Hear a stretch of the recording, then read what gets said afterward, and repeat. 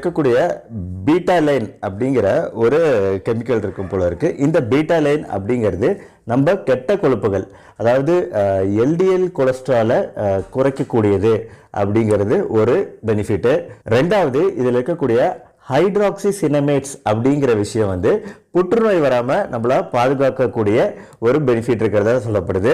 மூணாவது இதில் இருக்கக்கூடிய பிளாவனாய்ட்ஸ் நம்மளோட இதயத்தோட ஆரோக்கியத்துக்கும் மூளையோட ஆரோக்கியத்துக்கும் நல்லது. நாலாவது இது இன்சுலின் ரெசிஸ்டன்ஸை குறைக்கக்கூடியது, அதனால சர்க்கரை வியாதிக்காரங்க சாப்பிடலாம் அப்படிங்கிறது தான்.